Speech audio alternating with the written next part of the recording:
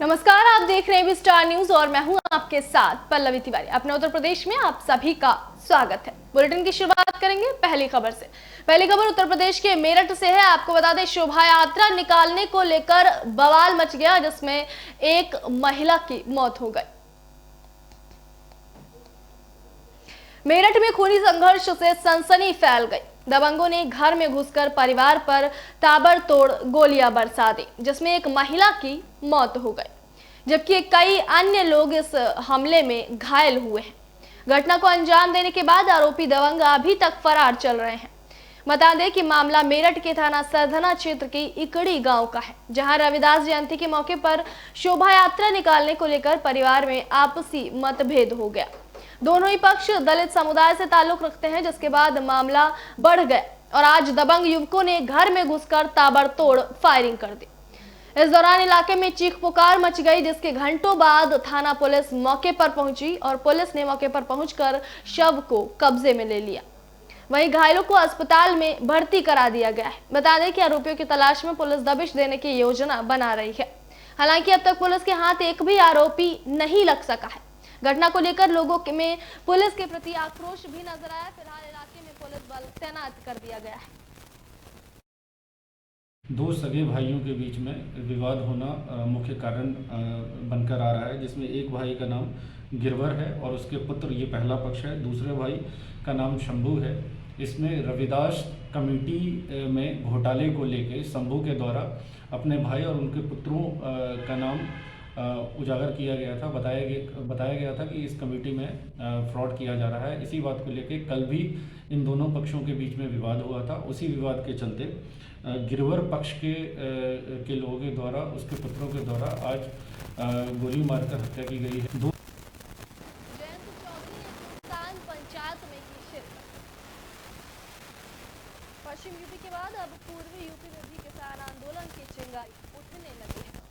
RLD उपाध्यक्ष जयंत चौधरी ने बस्ती के रुधौली में किसान पंचायत में शिरकत की। उन्होंने आज किसानों को 3 प्रस्ताव दिए। आरएलडी नेता जयंत चौधरी ने कहा कि आम पब्लिक मानती है कि किसान आंदोलन में 200 से ज्यादा किसानों के लिए कुर्बानी दी। उन्होंने कहा, मेरा पहला प्रस्ताव है कि उन शहीद किसानों का सम्मान होना चाहिए। सरकार उनका सम्मान करे जो पत्रकार किसान आंदोलन के पक्ष में बोल रहे हैं, लेकिन कार्रवाई बंद करे। पंचायत में फैसला खड़ी हुई और न्याय की लड़ाई लड़ी। दूसरा प्रस्ताव कि जब तक 3 कानून वापस हो, जो सरकार जिद करेगी वो सरकार बदल दे। पंचायत का यह फैसला है, जब तक 3 कानून सरकार वापस नहीं लेती कोई शर्त नहीं चलेगी। सरकार किसानों को इन कानूनों के जरिए सजाए मौत देना चाहती है। जब तक ये तीनों कानून वापस नहीं होते, तब तक किसान आंदोलन के लिए जो भी कुर्बानियां देनी पड़ी देंगे। हर एक किसान का जच्चा बच्चा इसमें शामिल होने के लिए तैयार है। वहीं उन्होंने कहा कि तीसरी बात फसलों के भाव की है, जो मूल बात है। अगर कानून वापस ले लेते हैं तो इसमें कोई जीत नहीं है, क्योंकि आपने कुछ हासिल नहीं किया। जहाँ 1 साल पहले खड़े थे वहीं खड़े रहेंगे। मंडी व्यवस्था में सुचारू रूप से सुधार होना चाहिए। चाहे सरकारी खरीद हो या प्राइवेट, किसानों का न्यूनतम समर्थन मूल्य का हक बनता है, वो उसको मिलना चाहिए। लेकिन ये लोग सुधरने वाले नहीं है। जिस तरह से दिल्ली में रोकने के लिए आप लोगों के लिए कीलें लगाई गई, एक लाठी जो आप लोगों पर चलाई गई है, एक अपमान का बदला आप लोग वोट की कि विपक्ष के एक बड़े नेता की अध्यक्षता में कमेटी बनाई और उससे प्रस्ताव लिए। ये पूछते हैं किसी को? ये किसी को मानते हैं? जहां हम कार्यक्रम करते, जहां पंचायत करते लोग, वहां 144 बाबा कहते 144 एकदम धारा लगेगी।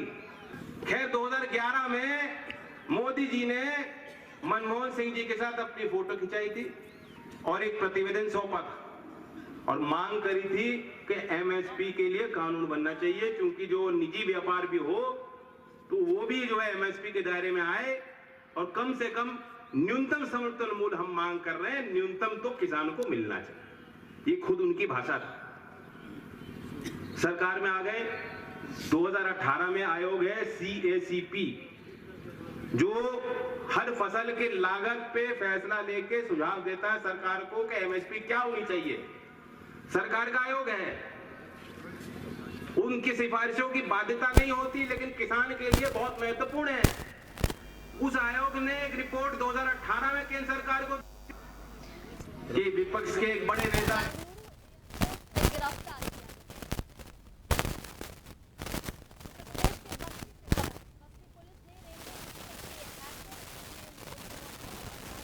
के नामी हामिद अशरफ को बैंगलोर एयरपोर्ट से अरेस्ट कर लिया है। इसके पास से 1.5 लाख नगद, 8,292 विदेशी मुद्रा, दिरहम, दुबई का पासपोर्ट और सजिडेंस वीजा पुलिस ने बरामद किया है। इसने अब तक रेलवे टिकट से लगभग 50 करोड़ रुपए कमाए हैं। आपको बता दें पुलिस के साथ सीबीआई को भी थी। 2016 या सीबीआई के हत्थे चढ़ा का पुलिस कि इसने रेलवे रिजर्वेशन सॉफ्टवेयर तैयार किया जिसके जरिए रेलवे की साइट हैक करके टिकट को बुक कर लेता के जरिए पूरे देश में 1500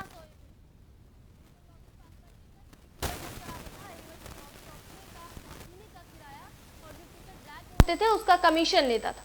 इसके जरिए हामिद ने करोड़ों रुपए कमाए और आरपीएफ की टीम ने जब संयुक्त रूप से अवैध टिकट के खिलाफ अभियान शुरू किया तो इसके कई साथी मास्टरमाइंड है। जब हामिद पर पुलिस ने शिकंजा कसना तो हामिद कहीं छिप गया और बाद में दुबई चला गया। दुबई से भारत आते समय बैंगलोर एयरपोर्ट से उसे अरेस्ट कर लिया गया। सबसे जो महत्वपूर्ण इस गिरोह का जो सरगना है वो है हामिद अशरफ, जो कि थाना कप्तानगंज का बस्ती के ही रहने वाले हैं। और इनके द्वारा ये सारे सॉफ्टवेयर बना के और नीचे सुपर सेलर और सेलर के माध्यम से एजेंटों तक इनके द्वारा बेचे गए थे। इसमें हमारी टीम लगातार काम कर रही थी, लेकिन पिछले साल जब इनको जैसे ही बाकी इनके जो गैंग के मेंबर पकड़े गए थे तो ये यहाँ से भाग के और दुबई चले गए थे और तब से लगातार दुबई में रह रहे थे। बीच में आप सभी को जानकारी है कि 2020 में लॉकडाउन रहा काफ़ी दिन, तो हमारी टीम इस पर काफ़ी आगे काम नहीं कर पाई। और फिर उसके बाद में इसका पूरा जो गिरोह के बारे में जानकारी लिया गया। इसमें अभी कुछ दिन पहले योगेंद्र विश्वकर्मा और थाना अध्यक्ष ने एफआईआर लिखने से मना किया तो ग्रामीणों ने एटा और अलीगंज हाईवे मार्ग जाम कर लिया।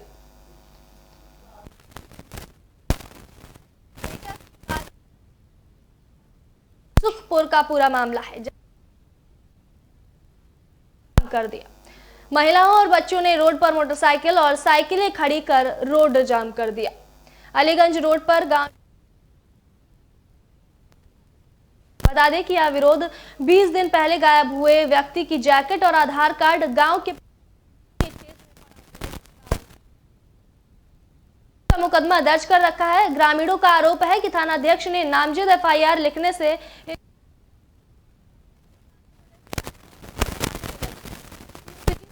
देवानंद एसओ महिला एसओ कोतवाली देहात पुलिस बल के साथ मौके पर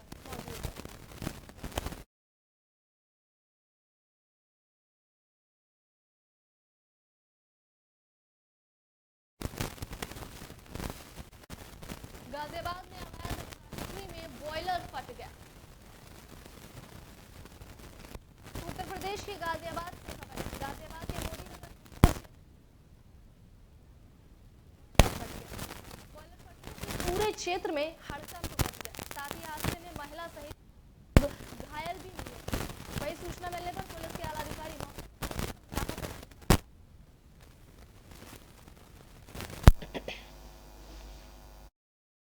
थाना भोजपुर में एक गांव से सूचना आई थी कि एक घर में जहां पर कि कपड़े रंगाई का काम होता है वहां पर बॉयलर जो है उसके फटने की वजह से एक टीन शेड गिर गया था, जिससे एक महिला की गुमचोट आई है। ज़्यादा हताहत होने की खबर नहीं है। बाकी इसमें पुलिस फोर्स मौके पर। गाजियाबाद में परिवार को नशीला पदार्थ खिलाकर लूट की घटना को अंजाम दिया गया।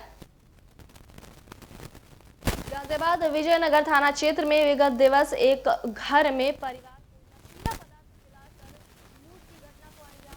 मामले में पुलिस की जांच में परिवार की 2 महिला और एक सुनार को पुलिस गिरफ्तार करने में सुनार के कब्जे से लूटा गया बरामद किया। इस पूरे मामले में एसपी ने बताया कि विजयनगर थाना क्षेत्र में एक परिवार के 2 महिलाओं को नशीला पदार्थ खिलाकर लूट की घटना को अंजाम देने का मामला प्रकाश में आया था, जिसमें गहनता से जांच पड़ताल की गई तो इस पूरे मामले की मास्टरमाइंड घर की बड़ी बहू निकली, जिसने अपने साथी के साथ मिलकर इस पूरी घटना को अंजाम दिया और अपने परिजनों को इस मामले में बरगलाने का कार्य किया। साथ ही पुलिस को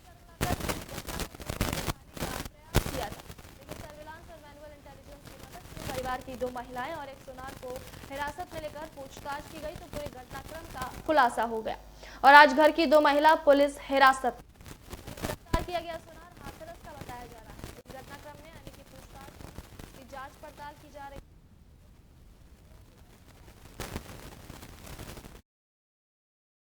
मिलके प्लान करा था। ये जो बड़ी बहू थी इनकी हाथरस की रहने वाली थी। इन्होंने ये प्लान करा था कि जब मेरे देवर और मेरे पति और मेरे ससुर जब यहाँ से चले जाएंगे तब मैं आप लोग को बुलाऊंगी और इसी बीच मैं बेहोशी का नाटक करूंगी और ये नाटक करूंगी कि यहाँ पे हम लोग को जहर खिला के पैसा हमसे 2 लोग आके यहाँ पे लूट ले गए। इसी क्रम में जब पुलिस गई हाथरस पहुँची तो उन लोगों ने बरामदगी करी और इसमें एक सुनार भी पकड़े गए हैं, एक पुरुष पकड़े गए हैं और साथ में इनकी सासू जो इनकी मदर थी बड़ी बहू की वो भी पकड़ी। मिलके प्लान करा था।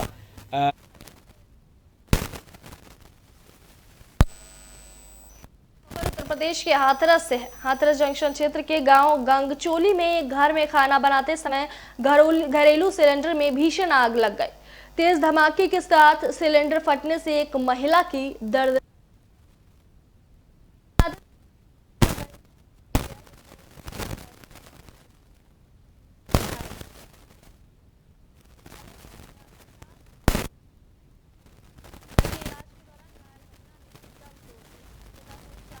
बच्चे भी गंभीर रूप से घायल हो गए।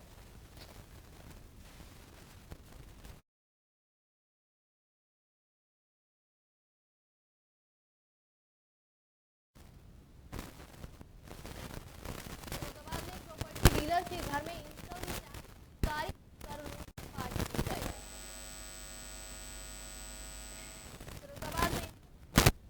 प्रॉपर्टी डीलर के घर में लूटपाट की गई। हथियारों के बल पर परिवार को कमरे में बंधक बनाकर वारदात को अंजाम दिया। वहीं आपको बता दें बदमाश हजारों की नकदी और एक पिस्टल उत्तर प्रदेश के पौष इलाके के कोटला चुंगी का है, जहां लूट की वारदात को अंजाम देकर सनसनी फैला दी है। में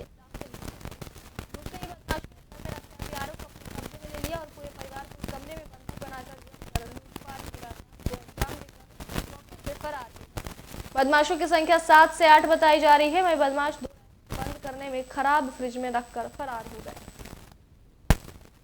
शाम हुई लूट की घटना से इलाके में सनसनी फैल गई है। पुलिस मामले की जांच में जुटी है। हालांकि अभी तक बदमाशों का कोई सुराग नहीं लग सका है। बदमाशों तक पहुंचने के लिए फौरन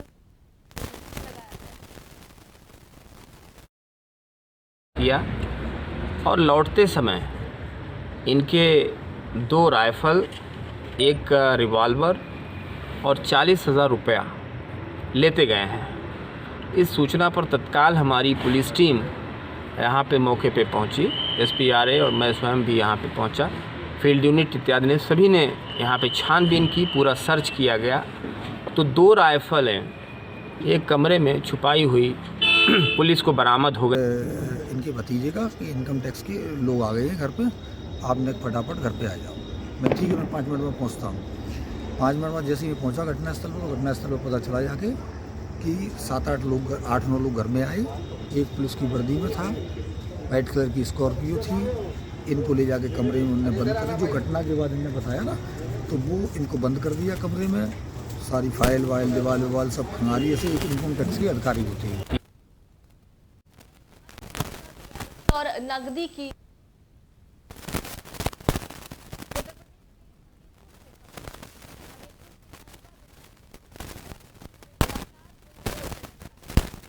आए दिन चोरी की घटनाएं सामने आती दिखाई। चोरों ने लाखों रुपए की ज्वेलरी और 25,000 रुपए की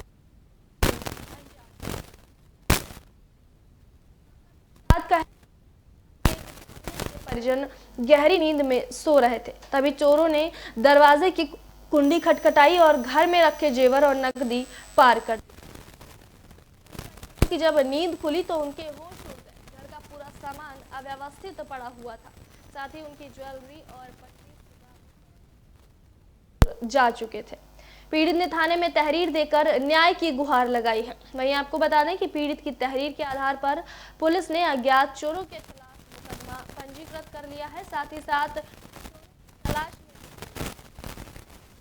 बता दें कि हमीरपुर के कस्बा विवार में चोरों के हौसले बुलंद होते।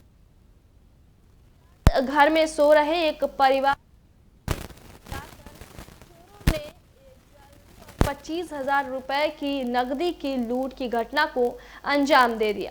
वहीं जब परिजनों की नींद खुली तो उनके होश उड़ गए। घर का पूरा सामान अव्यवस्थित पड़ा हुआ था। वहीं पीड़ित ने थाने में तहरीर देकर न्याय की गुहार लगाई है। पीड़ित की तहरीर के आधार पर थाने में मुकदमा पंजीकृत कर लिया गया है और पुलिस आरोपियों की तलाश में जुट गई। लेके दरवाज़ा खुला था। हमने सबसे पूछा तो बोले कि हमने किसी ने नहीं खोला। फिर हम हर जगह देखा तो अंदर की भी कुंडी कटी हुई थी, बाहर की भी कटी हुई थी। फिर सब लोग देखे सामान तो सब चला गया। कटी हुई थी और इसके बाद में जब हमने और देखा तो अंदर जो हमारी अटारी है जहाँ पे हम अपना गृहस्थी वाला सामान रखते हैं तो वहाँ का भी ताला खुला हुआ था और कुंडी कटी हुई थी। और उसके अंदर जाके जब देखा तो बक्सा जो है तो पूरा खुला हुआ था, कपड़े वपड़े बिखरे पड़े थे। और जब हमने अपना जेवर वगैरह पैसे वगैरह देखे तो वहाँ पे कुछ नहीं था। कितनी कीमत का जेवर होगा? जेवर करीब 1 लाख के आसपास होगा। कुछ नकदी थी? नकदी 25,000 रुपये थे। लेके दरवाजा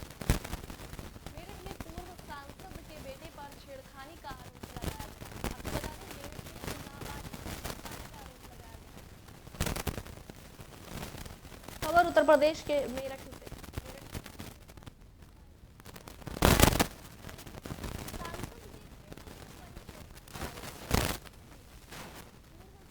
शाहिद अखलाक लगाया गया।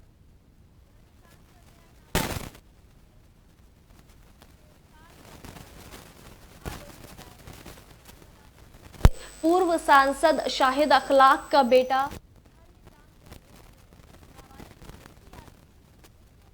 छाड़ की और करने का आरोप लगाया है। साथ ही नाबालिग के विरोध जताया तो उसने चोरी के झूठे इल्जाम में जेल भिजवाने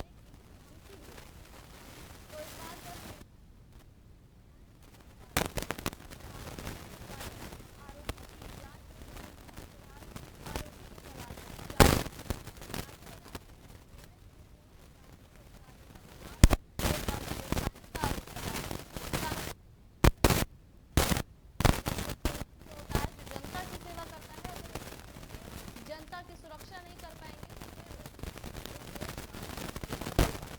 आपको बता दें कि पूर्व सांसद शाहिद अखलाक के बेटे पर छेड़खानी का आरोप लगाया गया है। उसके घर में काम करने नाबालिग युवती जाती थी जिससे उसने युवती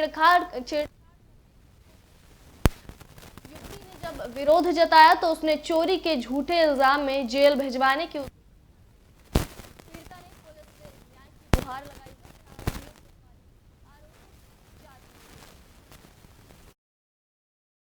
मेरी बेटी को 19 तारीख को 7:30 बजे खींच रहे थे कि एक रात के तुझे 5,000 रुपये दूंगा। मेरी बेटी उसको हाथ झटक के बगा के आ गई। उन्होंने मेरे से बताया अम्मी ऐसे बात है, मैं काम पे नहीं जाऊंगी। तो मैंने कहा बस जाओ चलो। मैं चली गई काम पे।